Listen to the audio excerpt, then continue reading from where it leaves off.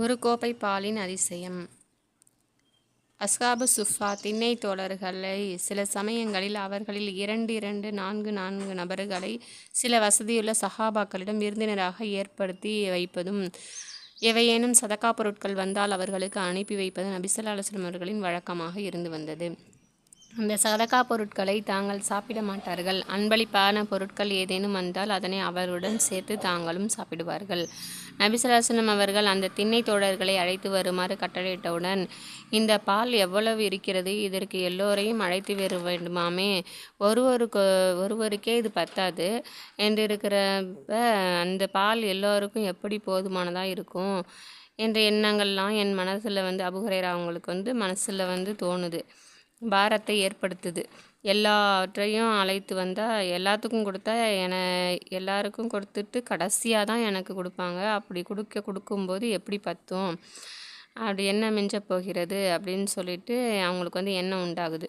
இன்னும் நபி ஸல்லல்லாஹு அலைஹி வஸல்லம் அவர்களுடைய கட்டளையை நிறைவேற்றாமல் இருக்க முடியாதுன்னு சொல்லிட்டு அவங்க போய் அவங்கள எல்லாத்தையும் அழைச்சிட்டு வராங்க. ரசூலுல்லாஹி ஸல்லல்லாஹு அலைஹி வஸல்லம் அவங்க என்னிடத்துல இதனை அவர்களுக்கு கொடுப்பீராக என்று சொல்கிறாங்க. நானும் அந்த பாலை கொண்டு போய் பால் கோப்பையை ஒவ்வொருவருக்கும் குடிக்க கொடுக்குறேன். ஒவ்வொருவரும் வயிறு நிரம்ப நல்லாவே கோப்பையில் உள்ள பாலை குடிச்சிடுறாங்க. பிறகு அடுத்த நபரிடம் கொடுத்தேன். இவ்வாறு அங்கிருந்து அனைவருமே நன்றாக குடிச்சிடுறாங்க. நபி ஸல்லல்லாஹு அலைஹி வஸல்லம் அவர்களின் திருக்கரத்தால் வாங்கி கொண்டு என்னை பார்த்து புன்னகை செய்தார்கள். புன்னகை புரிஞ்சிட்டு, இப்பொழுது நீரும் இந்த பாலை குடிங்க அப்படின்னு சொல்கிறாங்க அபூ ஹுரைராவை.